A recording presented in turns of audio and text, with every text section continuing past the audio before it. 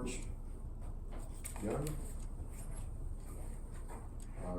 Jack Schofield. What is it? Satterfield. Sorry, I haven't put my glasses on. I'm fine.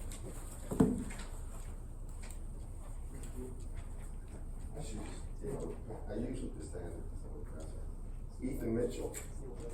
Try to learn your names. Trent Bridges. Justin Minter. Keaton Smith. Jacob Giron. Sorry about that. How do you pronounce your last name? Garcia. What? Garcia. Garcia. Garcia. It looks like a thief. Garcia. Jeremy Woody. What is it? Woody. Chase Cole, there's a name on there. Nice, simple. James Payne. All right. If for what it's worth, the mistakes were made mainly with that, the ZN. I have no idea why. I thought we were pretty clear about that, but there were still a lot of mistakes made calculating that thing wrong. There were a few others, but now today what I'm going to do is just basically wrap up slab waveguides and fiber optic waveguides. They're both waveguides. One is a cylinder, the other is just a plain strip.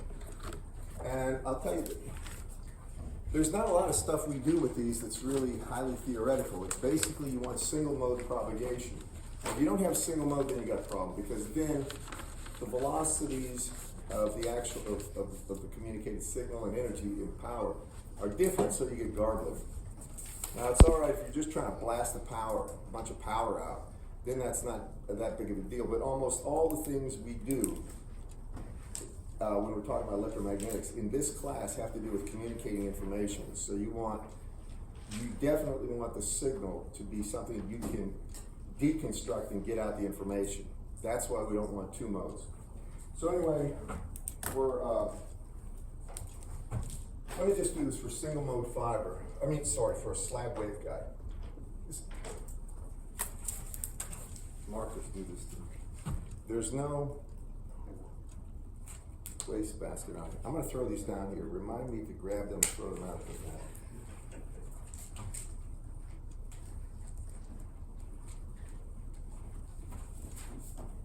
All right, this is the stuff that I'm going to put up two equations in a second. One for the slab, the other for really for just single mode propagation in a fiber optic tube. These are the ones we actually use. I'm being frank about it. So for single mode propagation,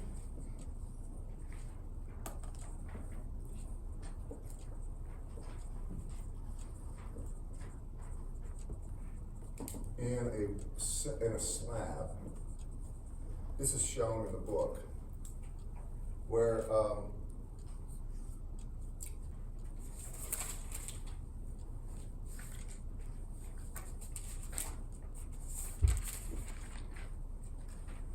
I don't have a page number written down for this one, but if you look in your book, you're going to see a slab waveguide, and it's going to have A over lambda naught here has to be less than 1/2 times 1 over the square root of, and he calls this n1 squared minus n2 squared.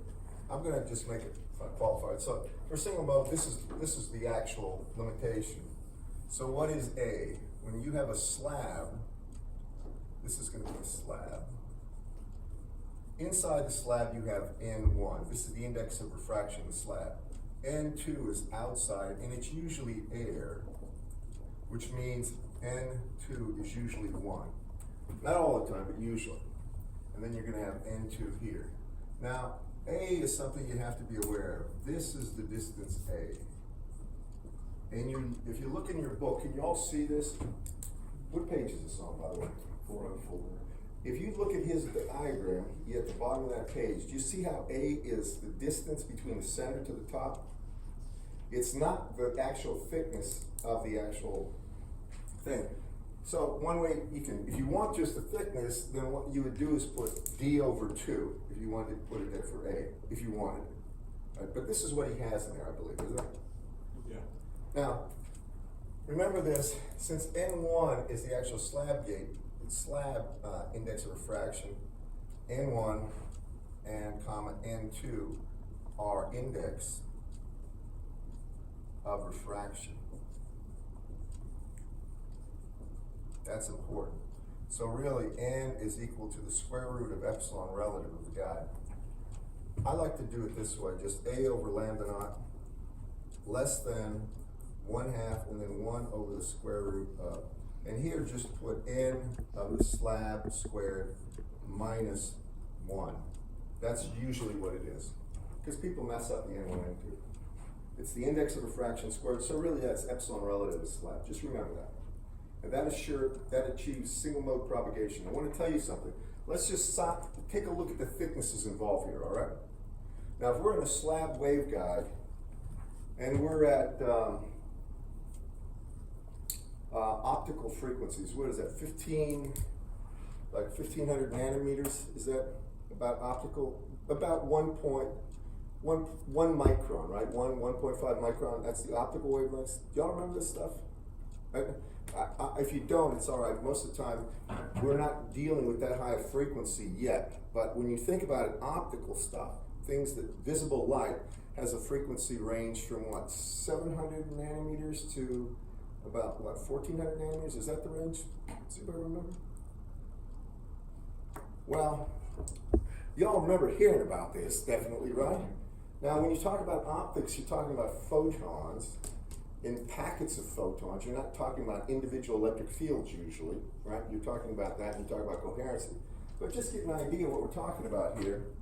If we're talking about, he has an example in his book, I don't have this down here. If you look in that chapter, there's an example, is it 373? Do you see that? It's not, it's before fiber optic. It's an example of a slab waveguide where he gives lambda stuff. No? There's a MATLAB code 7.3. What is the, that's for the E field, is it? Yeah. Drill 7.7. This gives mu. All right, hold on, this is drill 7.7? Yeah. Go ahead. Mu, what? It's 4.5 gigahertz. All right, that's low frequency, 4.5 gigahertz. Go ahead. And then TE 0 mode and 50 millimeter thick. That's A times 2 equal 50 millimeter. Go ahead. N1 is 2. N1 is 2? Dielectric and air, yeah. All right, go ahead. And it just says find the lambda. The wavelength? Yeah, lambda and propagation velocity.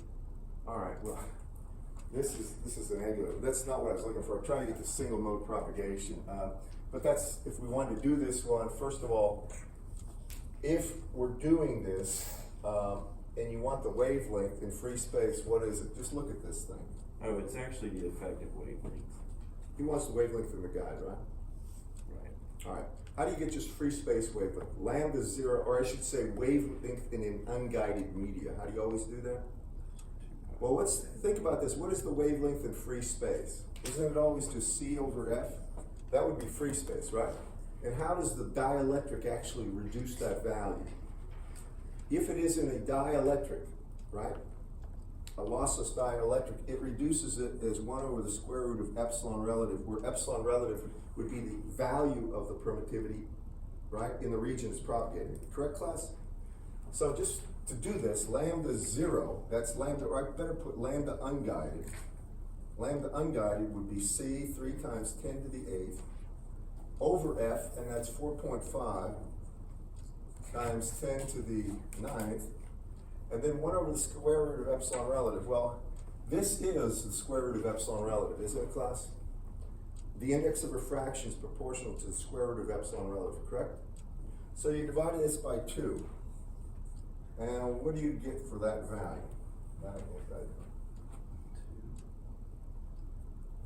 You're going to get what? That's going to be 9, so you get 1/3 times 10 to the minus 1, or 3 times 10 to the minus 2, 3.333. Is that right, class?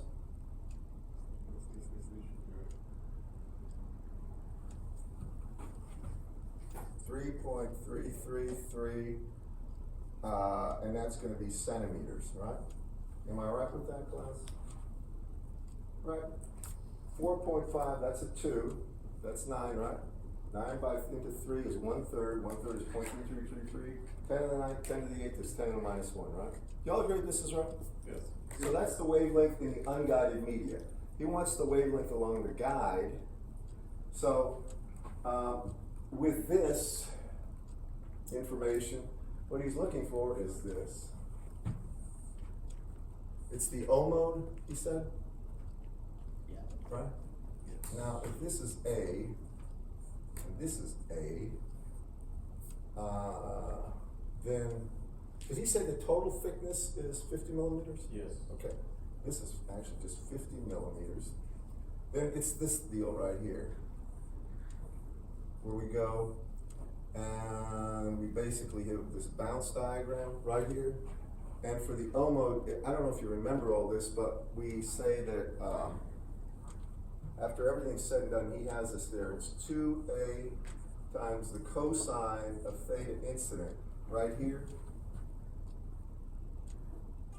When you go through the whole thing. Do you all remember that where I had I basically went through and I took the reflection coefficient here and here, right?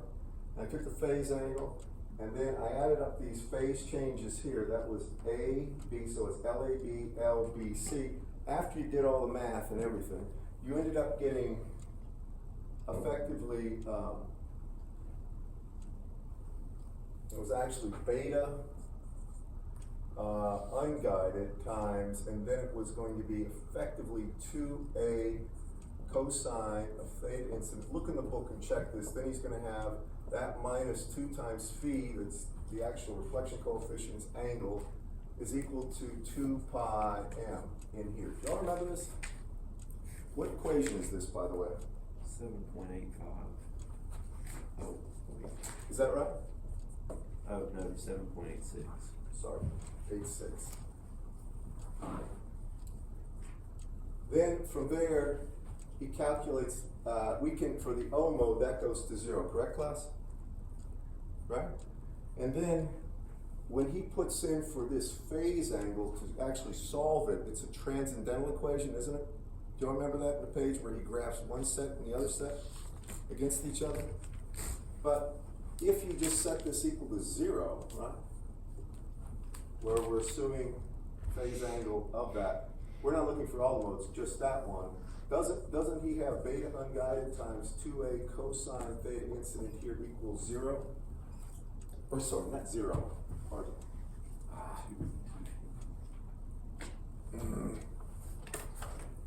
Trying to think of what he has down there, because I know there's a couple of different ways. He does it.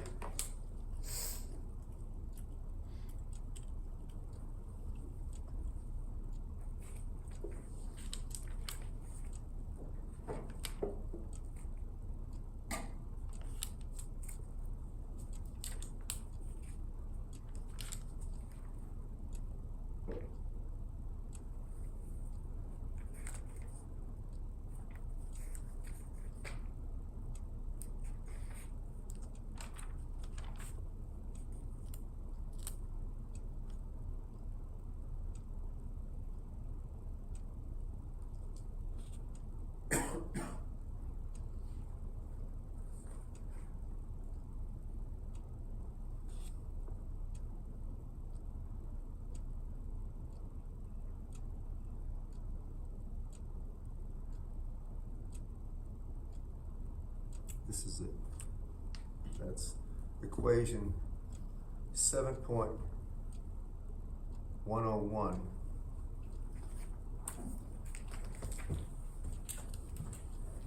He doesn't even use this. He's going to come down and say, this is going to be lambda unguided over N1 times sine of theta incident. Does he has that part, right? Yes, sir. And then he has that equal to 2 pi over beta 1 times sine theta incident. and anything else? And then that's equal to Effective weight. effective weight of the moment.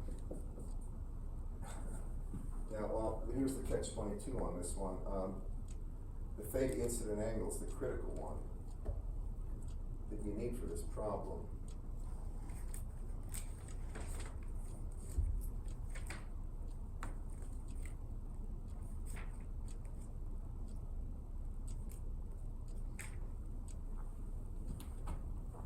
Go with me on this one just for a second. If I look at this, if I have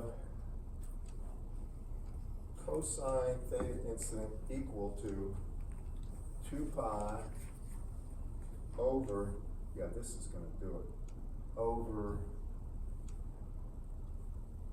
beta unguided times 2a, that's going to be equal to cosine minus 1 of 2 pi over beta unguided, which is going to be lambda unguided over 2 pi. Oh, wait a second. That won't do it.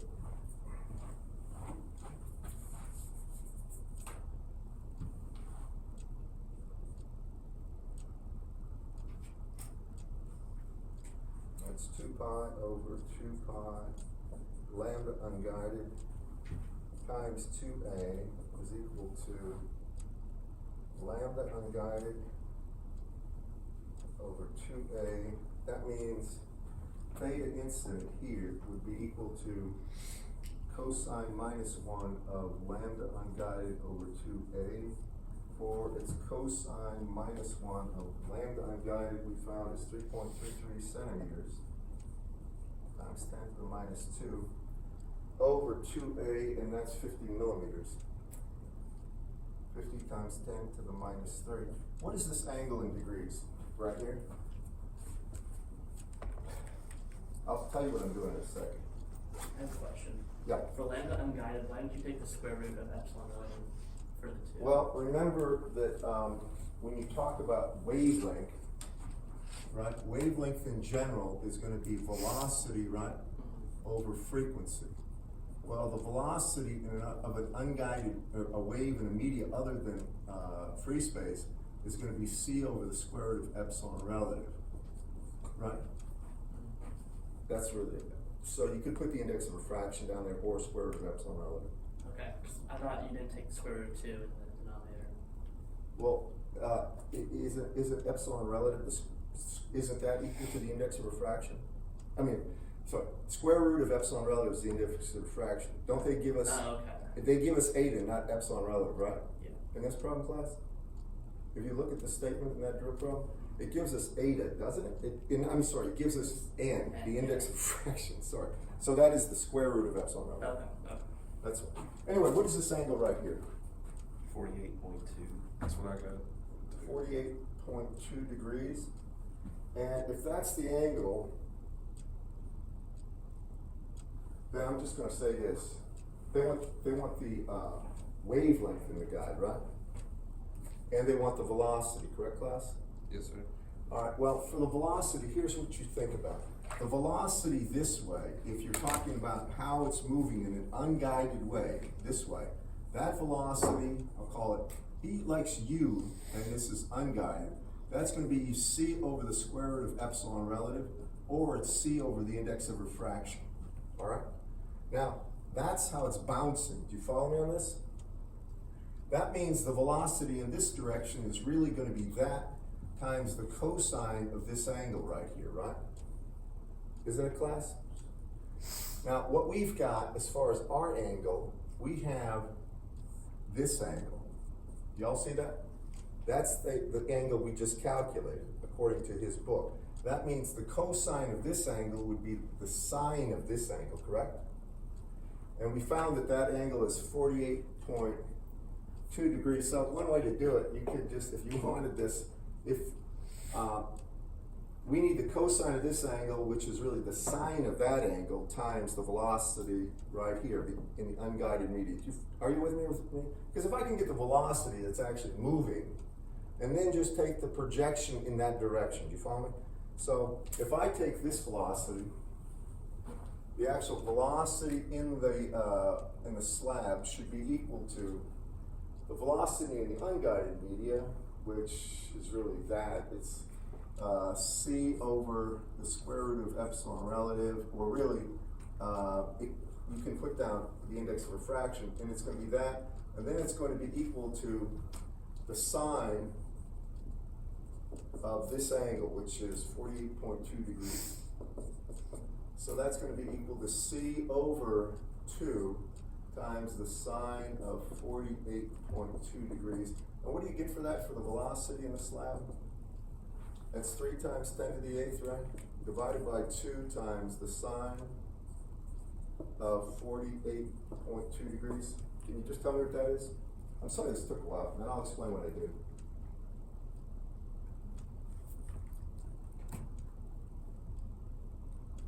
Anyone? 1.12 times 10 to the 8th. That's what I got too, but it's different in the book. What do they have? He's got 1.6 times 10 to the 8th in the book, but Did we make a mistake or something?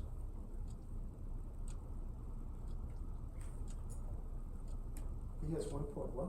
6. Do me a favor. Oh, that one.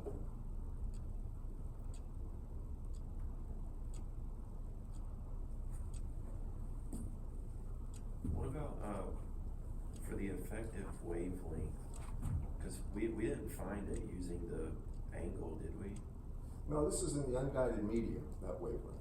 That's just going to be assume that the entire region was filled with that material. Then you would get C, right, over F divided by 2, right? I hope we didn't make a mistake. What do you get for, is this right here? It has to be. 335, I mean 3.5.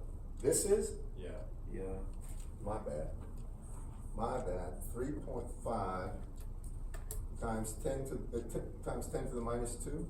Is that right? Yeah, it's supposed to be 35 millimeters. So that would be. 3 over 9 is 1/3, isn't it? Yeah.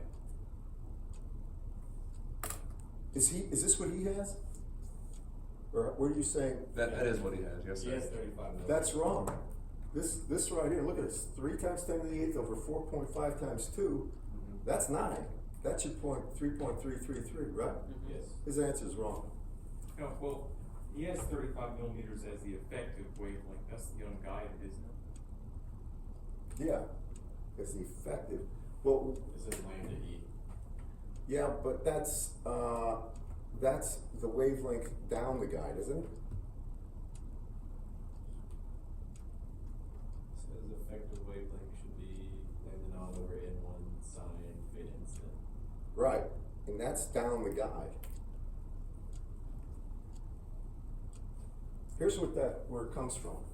Just look at this. He's saying that the velocity effective, or wavelength effective, pardon me, wavelength effective, he's going to take lambda, and this is lambda naught, right, free space?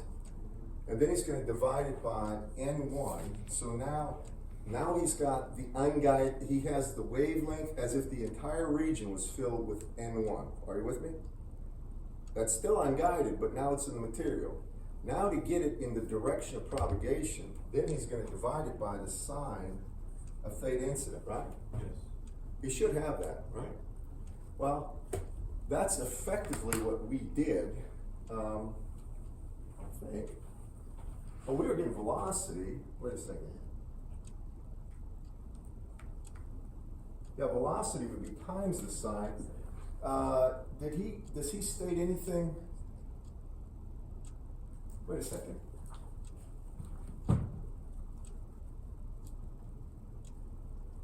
So we have this right here. That's what we have. We have lambda naught over n.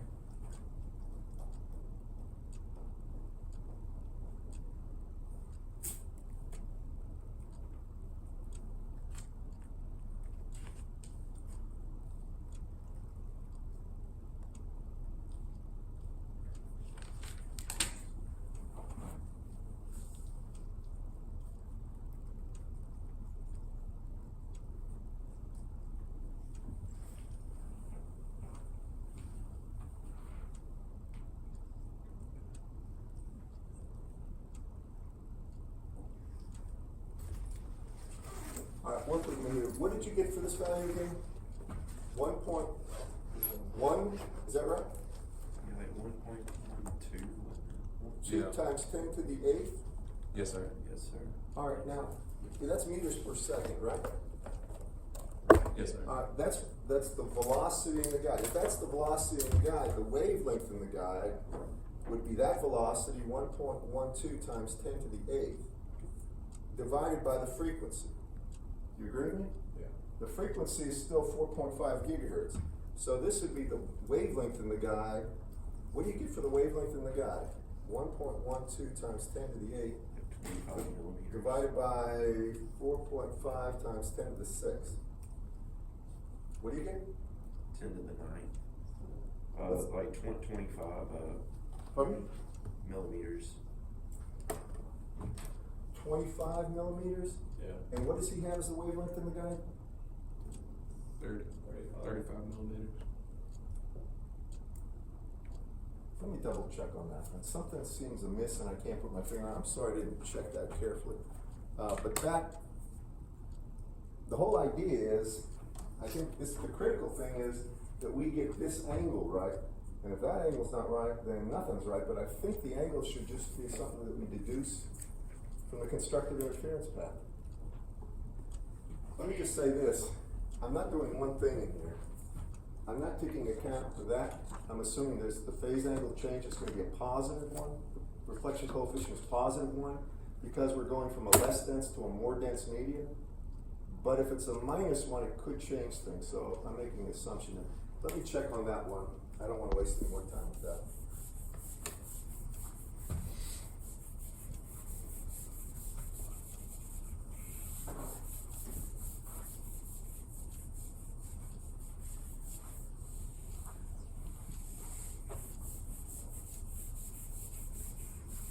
Here's what I wanted to do really, right here.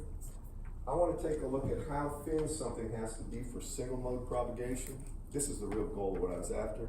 So if I give you a frequency, now this says lambda naught, by the way. That means whenever you see that small zero there, that means free space wavelength, all right? So if I take a free space wavelength of 1550 nanometers, all right, nano is 10 to the minus 9. That's 1.5 microns, very small. If I take that and I want to know what A is, then A, the half the thickness would have to be less than 1550 nanometers times divided by 1/2, or times 1/2 times 1 over the square root. And let's make the index of refraction of the actual slab equal to 2. So when I square it, it's going to be 4 minus 1. Now take a look at this, just do the math on this. That's 1.55 times 10 to the minus 6 over 2. And that's going to be times square root of 1 over 4 minus 1 is 3, so square root of 3. And you can see that the material we're talking about is going to be of the order of a micron or less thickness. Do you all see this? Do you know how big a micron is? It's a hair thick, right? Or less. That means for optical frequencies, a slab waveguide to get a single frequency would be extremely thin. And the only way you get that with uniformity is grow that layer. This is going to be for optical frequencies. Now, I'm making a point here. That's very difficult. If you're at much less, if you're at frequencies like gigahertz frequencies, then the wavelength is of the order of centimeters. And then everything scales up proportionally. It's not bad, but this for optical frequencies is tough. Now fiber optic is a little different, but it's still thin. Are you with me on this one, class, so far? And I'm just gonna tell you, this is the key thing. I'm gonna go through that drill problem, take care of it, make sure there's no ambiguity about it. Yep. Did somebody say something about how to solve this stuff? Now, getting onto fiber optics, that's what I wanted to get onto. And for some reason, I thought that problem was fairly straightforward. I'm going to leave this up here. Remember, this is for slab single mode. Now when we talk about fiber optics, here what we do, there's a couple of different kinds of fiber. The first one is called single mode fiber. So write this down. single mode fiber. I have not worked around fiber optics, but I know the theory. I mean, I've never electrically connected any of this stuff. So what a fiber optic tube looks like is this. Basically, you have an inner core with a fiber. That's NF. And then around it, you have a cladding. He shows this in his book. And this is NC here. And then beyond that, you have something called the jacket. And that's just a wrapping around it. So all these basically go in here. If you look right down the center of the fiber optic tube, it has an NF as the actual, well, let me make it a little bigger. What it'll look like is this. You'll have an inner core of radius A, and it has an index of refraction and fiber. Then you're going to have cladding out here. This is cladding. And it has some index and C. Now, both of these are made primarily of glass. It's silicon dioxide and impregnated silicon dioxide. I'm going to say there's very little difference between the index of refraction of the fiber core and the cladding. Then outside of there, you got this jacket, and the only thing the jacket is something to prevent the elements that are out there from affecting this. And it's also usually fairly stout, so a rodent can't chew through it easy. For some reason, the actual oils and stuff and the shielding around electrical wires and coax cables is attractive to a lot of rodents, mice, rats, even I think squirrels. Have you ever heard of this? They like chewing on wires. I don't know why, but they do. And I've heard a guy, his name was Kevin Schneider. He's at I believe he's in Dianetics. He's a very important person. I'm sorry, Adtran. He's, I think, the chief technical officer there. And he told me that one of the biggest problems that they have is just rodents chewing on cabling. I don't know why, but they do it, so they try to prevent it with this jacket. Anyway, with the fiber, the whole idea is this. They want this boundary to be a reflective area. So what they normally do when they do the analysis is this. You come down here and you're going to look at the side of the core, and you're going to say the inner core has a radius of A here,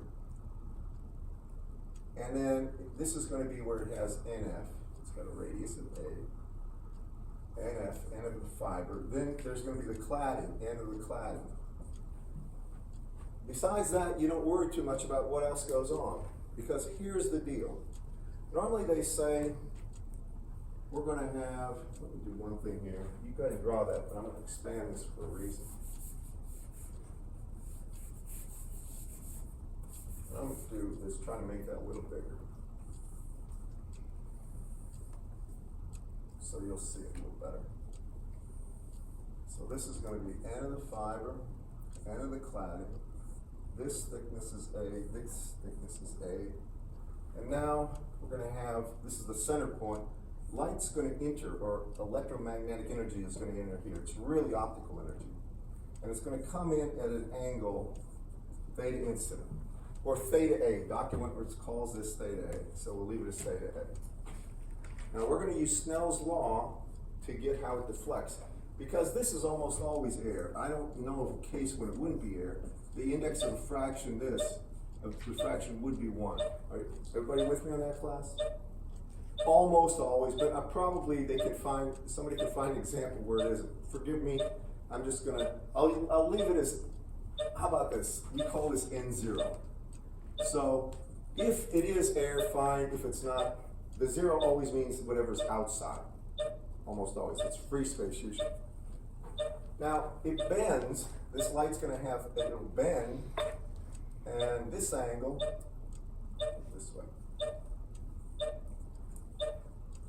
Now it's going to come in, this angle here will be theta B. And it's going to be different from theta A because of Snell's law. Y'all see this in the book, guys? If you have the book, what page is it on? 410. 410? Now it comes up and it hits here.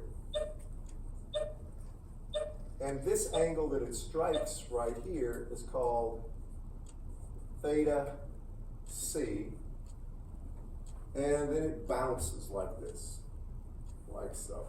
Just like the slab, bounce, bounce, bounce.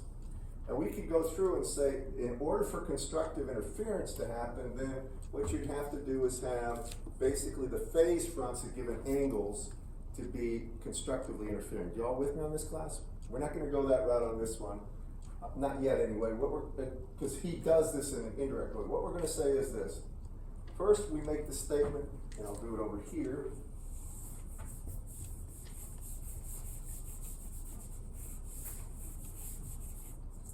That theta C has to be greater than the critical angle, theta critical. Which means there has to be total internal reflection. And what that really means is this angle on the other side, this angle here will go to 90 degrees. You follow me on that? That will ensure total internal reflection, okay? I think you see this, right? All right. Now, having said that, now we come out and we can say, we're gonna go ahead and do this. We're gonna look at this boundary first, just so everybody understands. At that boundary, we use Snell's law, and we say eta in the fiber times the sine of theta C, right, is equal to eta in the cladding, right there, times the actual sine of theta, and I'll call it theta transmitted. But the theta transmitted is 90, right, for the critical angle, correct? So if that's 90 degrees, this just equals eta C. And then we can say the sine of theta critical is equal to NC over NF. With me? So we've got that. Now we come back here to this part. And we say, this is air and has N naught. So N naught here times the sine of theta A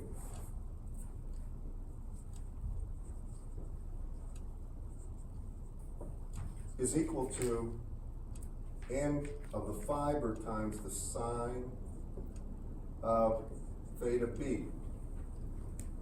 With me? It's right. All right, just work with me here. We want to get sine B in terms of that angle right there. So I look at this equation and I see that, well, this, if I take a look at this, I can say that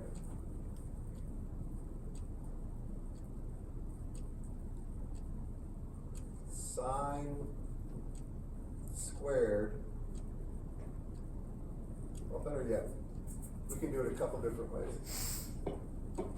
Let me just tell you a couple ways to get this. What we're after is just the sine of the incident angle, theta A, that will cause it to be, that the reflections would be all internally reflected. So we're looking for this angle so that everything bounces back and forth, all right?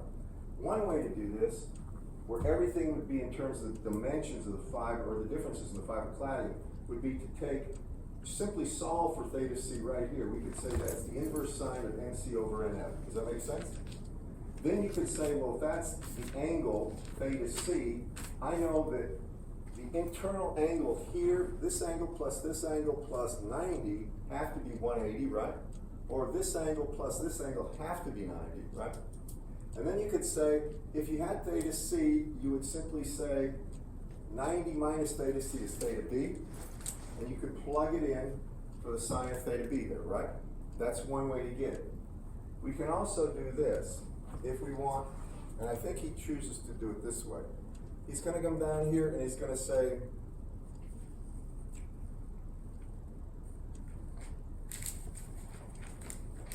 that NF here, and then he's going to take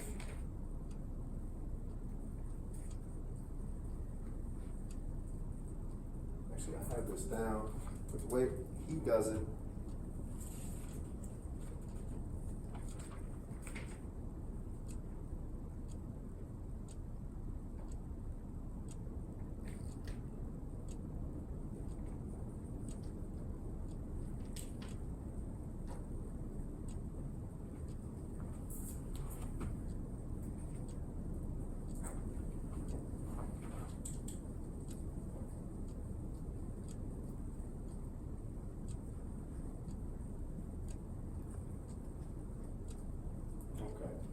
This is probably easier. If I look at this as the sine of theta c right here, the sine of theta c is equal to the cosine of theta b. We're going to get it all in one shot. So this is equal to cosine of theta b. Now, if that's the case, if nc over nf is equal to cosine theta b, then what I can do is square this, and then I have nc over nf squared is equal to cosine squared of theta b. I'm just showing the root he took, right? Then what he's going to do is say, well, cosine squared is equal to 1 minus sine squared of theta b. And then I can say that sine of theta b squared on this side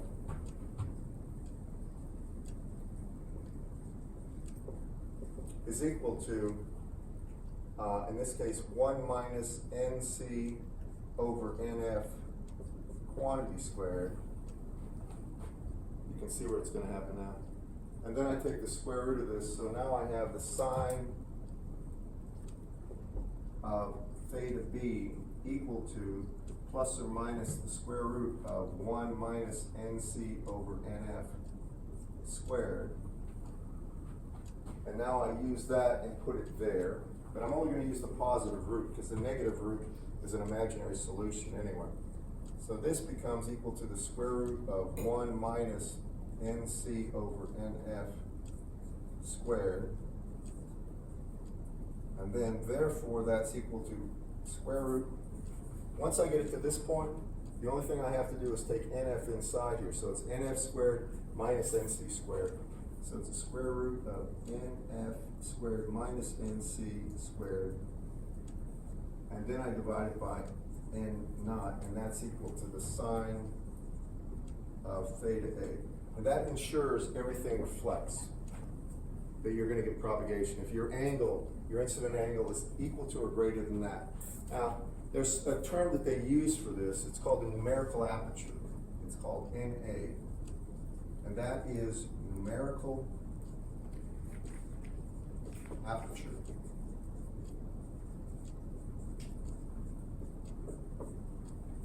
And what it amounts to is a figure of merit for the angle that would accept, that you have to be this angle or greater, I should say this angle or less, everything would be internally reflected. Let me explain what I mean. When you have a laser or you have any kind of a light source that's going to be illuminating this, it doesn't come in perfectly normal. You would like everything to come in like this, ideally, but it's going to have some angular difference usually. So if it comes in at this angle, well, basically how much slop do I have here in terms of how the light source can be adjusted? And the numerical aperture says if the light source is at sine of theta a, I mean whatever that is, or less than that, everything is totally internally reflected. Now, if this angle is too shallow, it becomes a problem, because then you're talking about alignment problems. That's the first part, the numerical aperture. The second part is what are the conditions for only single mode propagation? And this is the important one. That's the reason I left that up there. So you should have numerical aperture down, and you see it right there in your books. The next thing I want to talk about is for just single mode propagation. I'm not going to go ahead and construct the wavefront thing like I did last time. I'll simply state what it says. For fiber, you're going to have something called it's the first zero for the Bessel function of order 0 that actually comes into play. So for this one,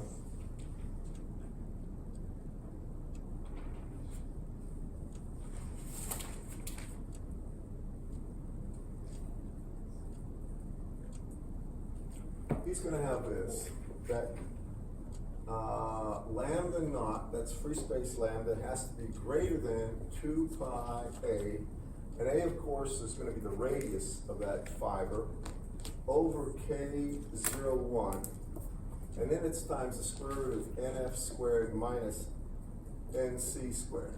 I'm gonna tell you right now, I don't expect you to memorize this.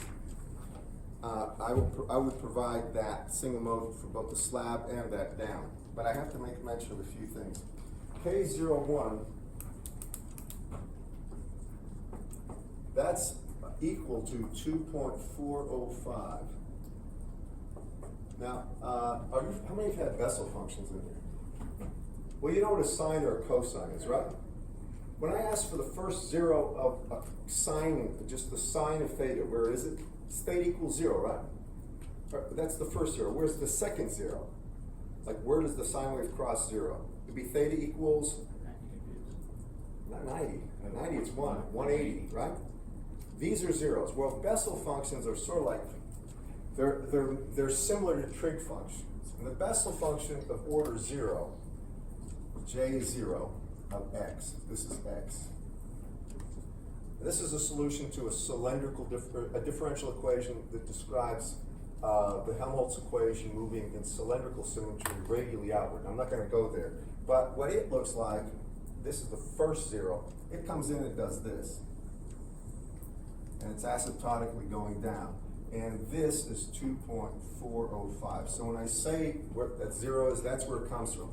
And the reason this is a 0, this is so important, is when they're solving this problem, we didn't do cylindrical waveguides, but they take the del squared equation, del squared of E plus k squared E equal to 0, and they solve it in cylindrical coordinates. So your radial variation in the Bessel function is given by a Bessel function. And I'm not going to do that here. It's a little, if I have time at the end of this, I'll do it because it's kind of fascinating.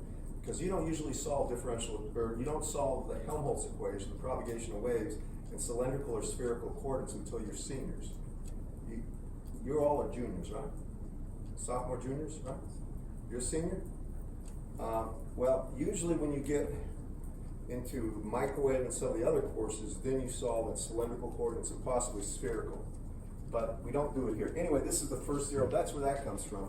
Because it is a cylindrical waveguide, it's the perimeter here, 2 pi a, the actual perimeter of the thing. It's not just the thickness of the slab. And then you have nf minus nc squared. Nf is always going to be greater than nc squared, always. But this is something I wanted to do. In his book, he has this down. And he says, if you want to go ahead, since K0 is given, if you want to talk about, I should have brought my book here, and I'm bothered I didn't. I want to just show you this problem. In the book,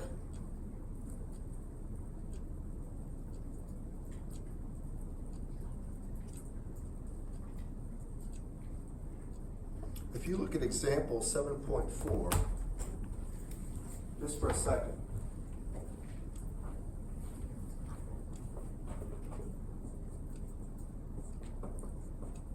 Give me the specifics of that one, if you don't mind.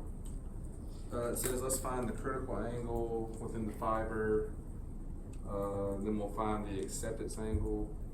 It refers back to example 7.3. Go ahead. I'm sorry, I thought that you spelled it out right there.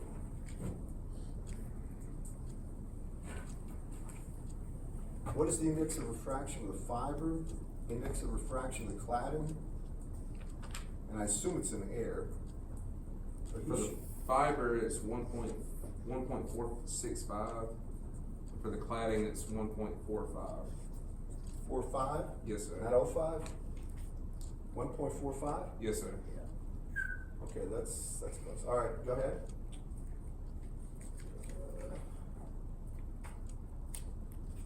Figure out.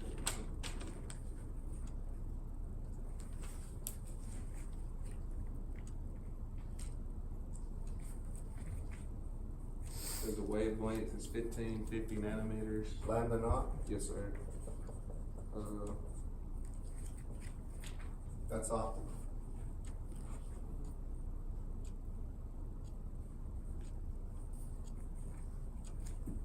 So just with this information, can we get the critical angle?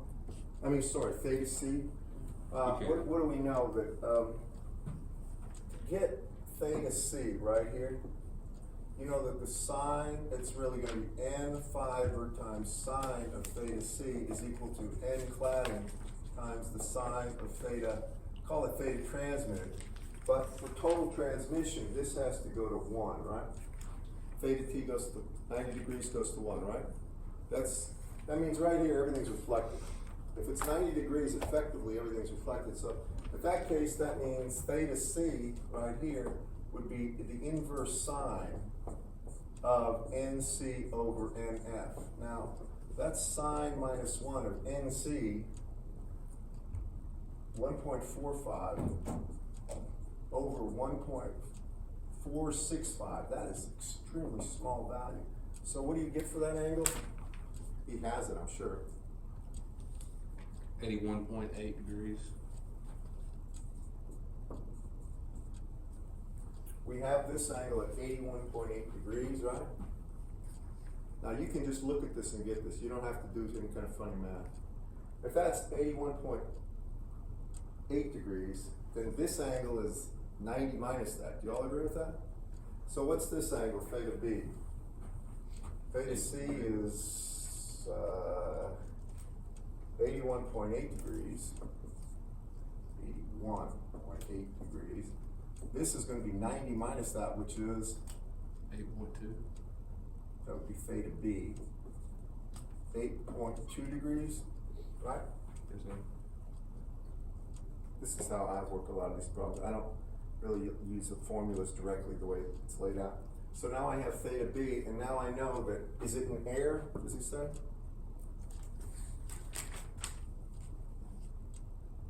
I think it has to be.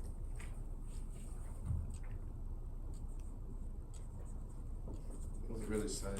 All right, I think it is equal to A to F times sine theta B. Now follow me on this. We've got theta B, we know the fibers index. We're gonna assume this is air, right? A to naught would be 1. So that means theta A would be equal to the sine minus 1 of, then it's gonna be NF, which is 1.465 times the sine of theta B. And theta B is 81.8 degrees. What do you get for theta A? 12.1. Is that consistent with his? Yes, sir. Now the numerical aperture for that problem is just the sine of that. So when I wanted NA for this, that would be the sine of 12.1 degrees, which I don't know what that is. It's kind of small. 0.2.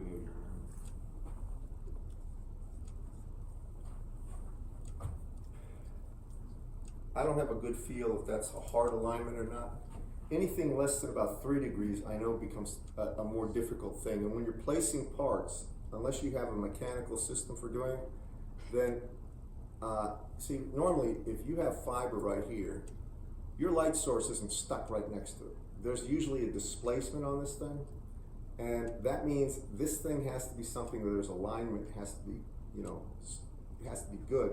And if you vary more than 12.1 degrees, I mean, such that the angle of light comes in and it's more than 12.1, you don't get anything down the pipe. But this is sort of something that gives you an idea of the level of alignment you need. Now, that's what he asked for. Does he ask for anything else in that one? No, sir. All right, there's one other thing I'm going to mention. This is the fiber, for single mode fiber is very thin. And that means it's difficult to make and work with. However, there's things that they do to accommodate higher level modes, and it's called graded index of refraction, where what they'll do, and I'm not going to spend much time on this because this is not really something where he has analytic formulas, or he doesn't use first principles to develop any kind of mode propagation, but he gives you an overview of this. And he does a pretty good job because as electrical and computer engineers, most of the time when you're dealing with fiber optic, you're not engineering it. You can. I mean, if you work for I'd probably DuPont or maybe Kodak or something like this, you may get into some material science group and they'll have you working with first principles. That would be the wave equation and everything, and finding out methods of building fiber. But usually, most people use fiber optics for telecommunication reasons. Like when you have any kind of high data rate, you have these fiber optic lines that are usually strung around, and everything's pretty much standardized. So you have to know what a fiber optic line looks like. And one other thing I'm going to tell you about fiber optics before I get down here, just put some more formulas up. It was believed for years that fiber optics were something that were not easily, you couldn't easily figure out what was being sent. If you have just telephone wires or you have any kind of wiring, usually it's easy to get close enough you can figure out what signal is being sent back and forth. I don't know how much you know about this, but like snooping and stuff like this is a big deal in the real world. There's all sorts of people that they worry about security breaches, data breaches, all this stuff. Well, over the phone lines, it's very easy to figure out what's being transmitted. The old phone system, hard lines. When you're talking about your cellular phone systems, all your stuff is coming in and out. It's supposedly encrypted, but not always. And there are things there's algorithms that can help crack that. But that's easily available stuff. Well, fiber optics didn't have any kind of electromagnetic energy outside that fiber. And the minute you cut into it, you cause a disruption, and you couldn't tap that signal. So the Department of Justice has a fiber optic network throughout the United States, unless it's changed somewhat, and I've never heard it has. And they have a dedicated fiber optic because when you're dealing with court cases and stuff, it's very important that everything that's supposed to be held in secret is held in secret. And what they found out later is there was a way to actually, without breaking the line, strip the line, and you get what's called an evanescent wave. It's not propagating, but it's an electromagnetic field. Remember, at the edge of that fiber, there's still electric field that comes outside of that. It's not propagating, it's just resident electromagnetic energy. Well, now there is a way to put a clamp on there and find out what the electromagnetic signature is in time going down there, and it's just packets of photons. The way they send information with fiber optic is not like a waveguide where you have an FM signal and you modulate it and you have frequency modulation. What they do is send out a packet of photons. There's some dispersion. That'll be a 1 probably. Where there's nothing, it's a 0. And there's select rates that they do this so they can count, and they have all sorts of synchronization. Well, snooping on it became very easy when they went through and thought about it. They just put a little glove around there with a photosensor that could move, that had the actual response time, so it could figure out when there was light and when there wasn't. And therefore could collect literally the 1-0 pattern for decoding. And that led to a whole bunch of problems. But I'm going to tell you, with the fiber optic network, if somebody says they can't snoop on that, or there's no way to figure out what's being sent, that's not true. And I learned that from somebody that really knows. Now you can. But the whole deal is with fiber, and real fiber, the minute you break that thing, or you try to snip into it or something like that, it's a complete disruption in the entire fiber guide, and it just shuts the line down. So getting back to this, there's another thing you have to understand, that normally fiber, a lot of times they don't have just single mode, they're going to have multi-mode fiber, but they fashion it such that the velocity of other modes will be the same as the fundamental mode, the lowest mode. All right? So here's how they actually do it. First, they calculate the number of the modes. This is going to be the number of the modes.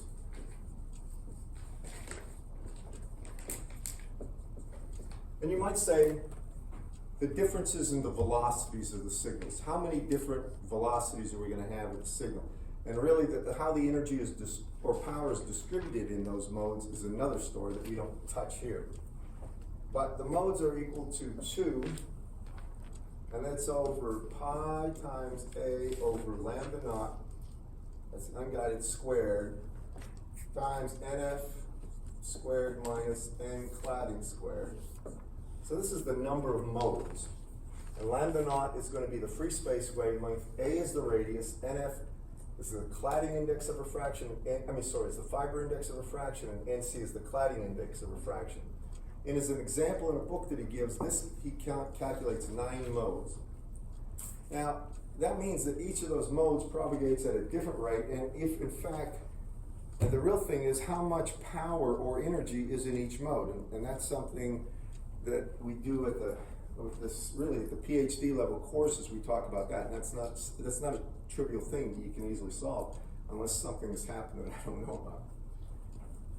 But the real thing is that there's multi-modes. So because of that, if you read a little more, and this is sort of an information item, but I'm not going to give you a rigorous problem about that. What they normally do is this. If you look at the actual fiber optic guide, and this is a distance A, and this is a distance A, and then I looked at the actual, say I take the magnitude on this axis of the index of refraction, what you'll see is this. He's going to have something where the grading starting here goes something like this. And he has this shown, I don't know what page it's on, it's graded, that's it, isn't that up right there? 413. Is that the index of refraction he has graphed on the top? Yes, sir. To the right. Right there. It should be the upper right corner of that page. And what you're going to see is this. It'll have the maximum value here at the center of the guide, and it'll taper down here. And how it tapers is interesting. I don't have an equation for that. It'll go to a minimum, so it'll go from a maximum to a minimum value. Now the reason it is, the denser it is, the slower the wave travels, right?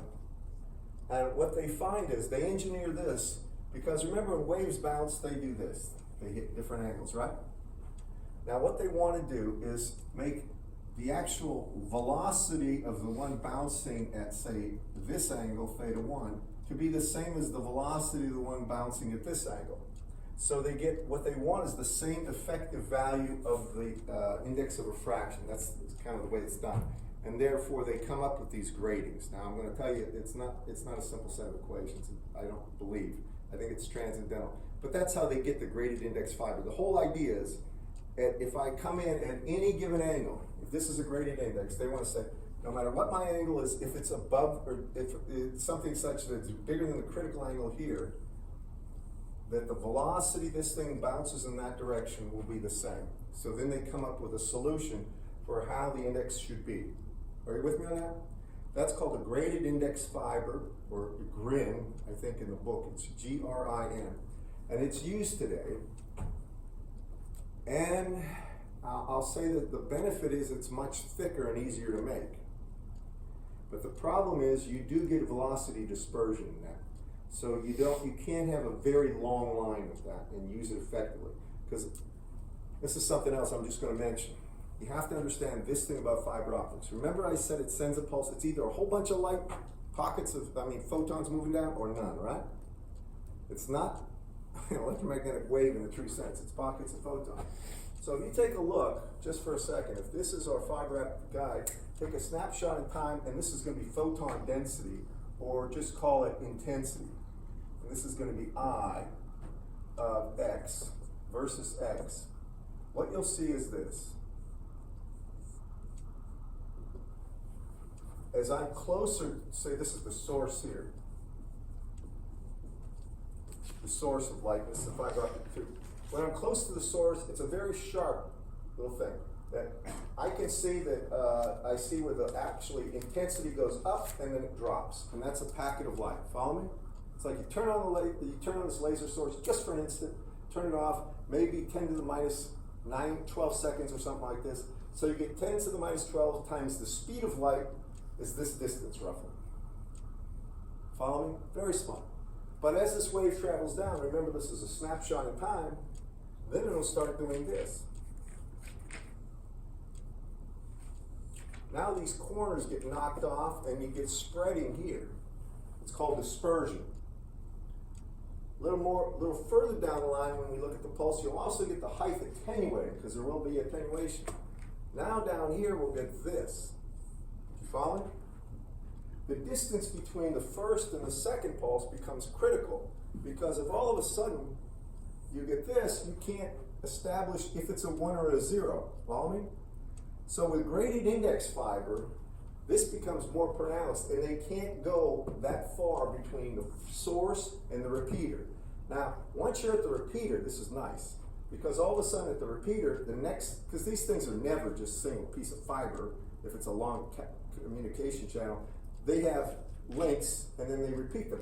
So at this point, then they're going to have a photodetector, and then it sees where the one is, and then it turns on and it recreates the original structure. You follow me? It forgets about the corners.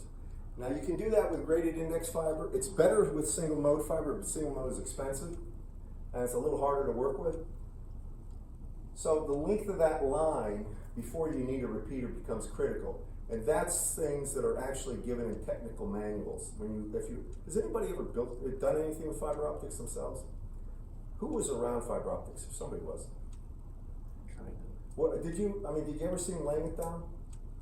When they lay fiber optic, this I know, it's a giant coil, right? And they dig the dirt up. You don't own homes. Have you ever seen this being laid in areas? No? Well, it's one of these things, they unroll this huge, giant thing, and it's glass in there. And it's one of these it's glass that's got a pretension on it and all this stuff so it doesn't crack.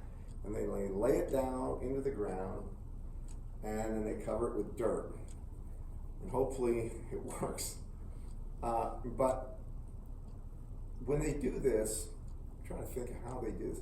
They put something, I guess they put something in the glass to make it a soft glass so it doesn't break. You know, when I think of glass, you can't bend glass very much. If you take a thin long piece of glass, like one of these beaker stirs and wobble it, you get very little deflection before it cracks. So they do something so they can basically get a fair amount of deflection.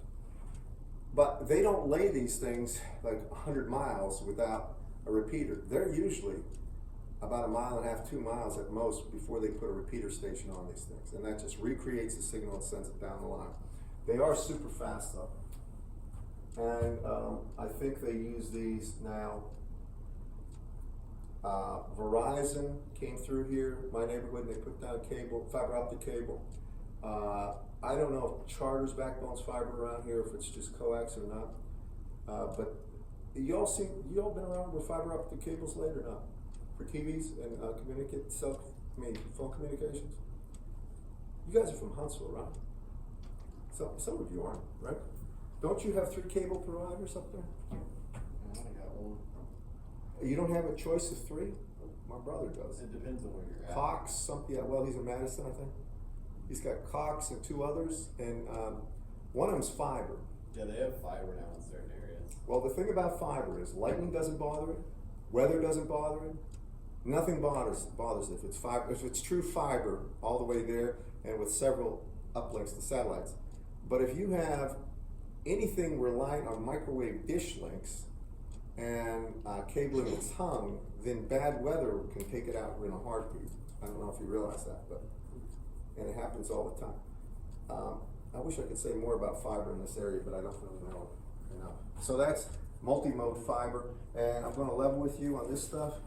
The only thing the problems I'll give you would be similar to the problems that you have in the back of the chapter. It's basically calculating what the conditions are for single mode. I might ask you how many modes would actually be available, or for that particular drill problem that I had a problem with, something like that. But again, the conditions, both this equation, that equation, and the equation for single mode on a fiber optic, I erased it, where it has the Bessel function, or the first zero of the Bessel function. I give you those equations. I do not expect you to have those memorized. All right? Okay. Now, that's it. We're basically done with this chapter. Now, the next thing we're going to do is antennas, which is one of my favorites. This is the next chapter. And antenna engineering, or understanding how this works, how antennas work, why they work, how to design them, is going to be pretty important in days to come, and I'll tell you one reason why. At least in my opinion, is more and more emphasis being placed on drone technologies and on cell phones. Well, one of the big things about all these things, both cell phones and drones, is being small, lightweight, and super efficient, especially for drones. Weight is everything. So what they like to do is not have a frequency that's just for communications and another frequency just for radar, for sensing. What they like to do is take a radar signal and then incorporate communication information. So I have one transmitter, one amplifier, and one receiver, in a sense, that can decode what's coming in. That should make sense to everybody. One channel, in other words, one frequency and only one frequency that I have to worry about amplifying and then transmitting. Well, when you do that, you need unique antennas as well. You need antennas that can cause, without physically moving them, by changing what's called the phase, they can steer the beam any way they want. And you probably heard about this, phase arrays antennas at some point in your career. So understanding how antennas work becomes paramount to being able to build one with all these numerical tools, these optimization tools available. And that's why antennas become critical for people like you that are getting out there in the workforce. I don't know how many are going to end up working for companies that are involved with cell phone technology. The phones, the cell phone antennas now, they're getting what are called smart antennas. Basically, they can throw their gain or their ability to capture electromagnetic signals at the source of the signal that they locate. They figure out where the signal's coming from, and that's where they focus their gain, so they're not listening in any other direction. Sort of like you put in your ear like this if somebody's talking to you over there, rather than this way. That's what the antenna does. So the way we start with antennas, and this is the next chapter, is we say that if we have a differential chunk of current I here, and we're going to say I, for this differential chunk of current, has a differential length, dl, and then we make the case that dl is much less than lambda. Actually, much less. Or less than lambda over 10. Do that. Now we have that. And I say that this thing, I always, and he does in his book, I put it on the z-axis. And then I come a distance away from here. I'm going to be a distance r away from there. And I'm going to be at an angle theta with respect to the z-axis. Now I'm going to do something. I'm going to say, and his book does this. If you look in his book on this chapter, I'm just going to tell you one thing. In the beginning, his intro, he just shows you a bunch of antennas, but let me show you one thing in his book.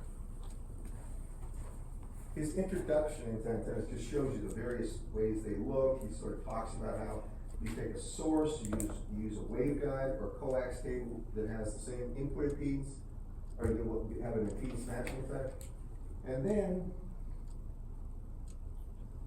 he goes to radiator power first. He's doing things where he's assuming you know the electric field equations first, and you don't. It's not good if you do it. I go from the electric field equations. I'm going to jump through chapter 8, part of 8.1, and I'm going to start in section 8.2.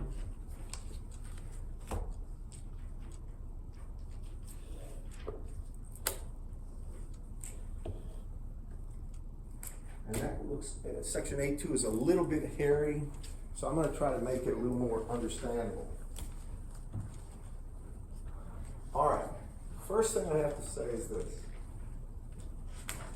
You're not used to hearing about, you've heard about an electric potential, a voltage, right? What was the advantage of a voltage over using an E field for calculation? The voltage is a scalar, right? If you wanted the E field, you could take minus the gradient of the voltage to get the E field. That was the scalar, the calculation of just the voltage was easy compared to the E field, because the E field was a vector from any charge sources.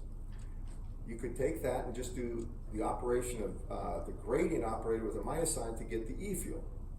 Well, this is the idea behind this concept I'm going to show you. This is called a magnetic vector potential. Write that down. It's called a magnetic vector potential.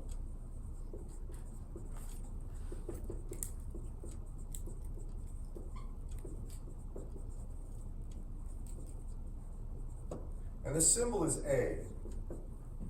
It's a magnetic vector potential. And A is something that if you have a differential amount of current, let me do it right here. If I have a differential amount of current, I dl, I is the magnitude, dl is the actual length, and I come out a distance where this is theta and this is r, it produces a differential magnetic field, or excuse me, differential magnetic potential that's equal to mu over 4 pi r times I, this value of I, and it's going to be times e to the minus j beta capital R, and it is in this direction. If this is the z-axis, that's the z-axis, this would be AZ. Do y'all follow me on that? Now, the thing about that is, that's the differential value for A, right? You'll notice it really is like a scalar because it only has one component. It's only in the direction of the current. You follow me? So if you have a long antenna, this is still, it's not going to have three components, it has only one. So it's like a voltage, if you think about it. It has only one component, even though it has a vector sense. Remember in general, when you had the electric field, you had charge distributions, you had the E, you had three components of the E field that you had to integrate the charge density. You had to integrate over the charge density to get the total E field. Do y'all remember that? Here, you're only going to have one component of A. But if you have a differential current, that gives you a differential vector potential. Now the electric field, the propagating electric field, is found out by saying E is equal to, actually let me do it this way. I'm going to go this route. First thing you can calculate is B. And B is equal to the curl of A. Now I don't know if he has that in his book explicitly. Does he have it? Yeah. He has A and B? B equals curl of A, yeah. He does have it. What page is that on? 438. On page 438? Yeah. You see it? Yeah. The way he explains it in his book is a bit confusing. So B is equal to the curl of A, right? Now we're in spherical coordinates, understand? Spherical coordinates. Well, what is B? B is equal to mu 0 times H, right? Do you agree with me? Are you with me on that? So I'm gonna do it, but not quite yet. So if I take curl of A and I divide it by mu 0, I get H. So H would be equal to 1 over mu 0 times the curl of A. I haven't done the curl yet. I'm just stating. If that is A, it's really the differential A field, right? But this would be the differential H field, wouldn't it, class? Agreed? Now, the next thing I can do is say, well, curl of H is actually equal to, normally it's J plus the partial of D with respect to T, but if we're in the phasor domain, it's J plus J omega epsilon times E. Y'all remember that there? Plus, it's J would be real current, right? J has to do with real charge moving really through there, right? And here's the thing, when you're in free space, or if you're in a media that electromagnetic energy is allowed to radiate, then J is 0, right? The conductivity is very low, so this is 0. You don't even worry about that. Can you appreciate that, everyone? Remember, J is sigma E, right? If sigma is about 0, there's no current. It's like here in free space. I can put a potential plus or minus 20 volts here. There's almost no current. It's 10 to the 15th ohms. Now, what am I going to do here? Well, on the other side here, now I can say, well, the H is given by that. So now that's going to be equal to J omega epsilon divided by mu naught, right? Times, excuse me, let me do it this way. I can say this. If I have this right here, I'm going to break E out. I'm going to say that E itself is equal to the curl of H, right? And it's divided by J omega epsilon. Do you all agree with me there? Class? Well, what is H? It's this. So now you can say it's equal to 1 over J omega epsilon mu naught times curl of A. Does he have this in his book? Yes, curl of A equals 0. This is 0? It's E. Curl of A is E. The divergence. We're about to do that. I just wanna make sure you can see where this, how this applies to his book, all right? Remember, the way I'm doing it is, this would actually be a differential A, this would be differential A, differential H, and this would be differential E, differential A, but don't worry about that right now, just follow me on this one. Understand, everyone? Now, here's the identity. E itself is given as 1 over J omega mu epsilon. Then, the curl of A is the gradient of the divergence of A minus del squared of A. That's just the way it is.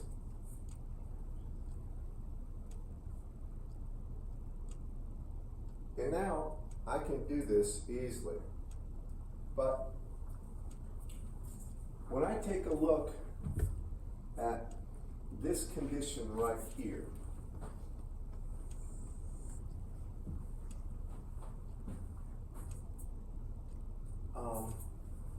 that's A. The gradient of the divergence of A, well, really it's the divergence of A I'm worried about. I'm going to tell you this, that a vector is uniquely specified when the divergence and the curl of that vector are established, right? Have you heard this? It's called a gauge condition. I don't know if you've ever heard this. Well, for our purposes, A itself is something that we don't care about the value of A, we care about the curl of A. Do you follow me on this? We have established the value of the curl of A as B. With me? Now what I can do is say, and I'll show you how this applies later, but we'll say the divergence of A, actually, I think he has the divergence of A, well, normally it's this. E is actually equal to minus the gradient of the voltage minus the A dt, and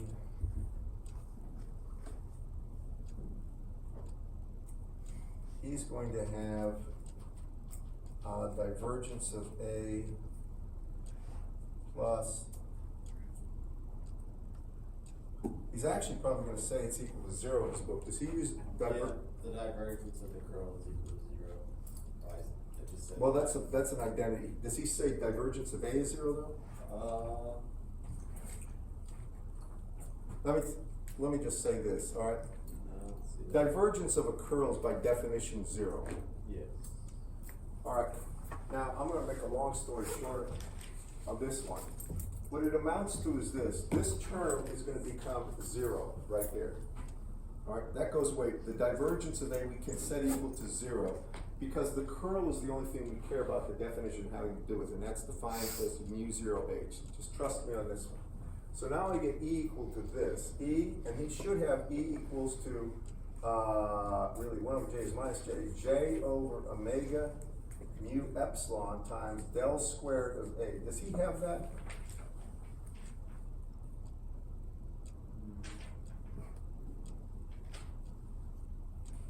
Because E is minus the divergence of some electric potential. Here's what he has it as. Now, he has this form, and I'll do it this way. He's going to have E is going to be equal to minus the gradient of the voltage, V minus dA dt, and then he'll have that equal to minus the gradient of V minus J omega A. Do you see that? Or not? Who's telling me this? You just put gradient V.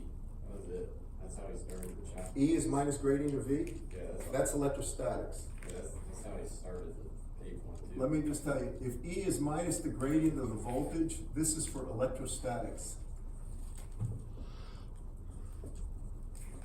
This is only true when there's no time varying currents, all right? Time varying currents mean there's an acceleration of charge. When there's an acceleration of charge, then you're launching electromagnetic energy that never comes back to the source. If you just have a capacitor with plus or minus charge on it, the electromagnetic fields around there that store the energy can collapse when you short the capacitor through a resistor. All right. Here we're launching electromagnetic energy. This is the actual equation in the time domain, and this is in the frequency domain that pertains, all right? Now, when you take this here, this equation, and I'm just gonna tell you this in his book, what he's actually going, when he does this right here, he's gonna have the gradient of the divergence of A here. He'll have this equation, I think. You see that in your book? Doesn't have that equation?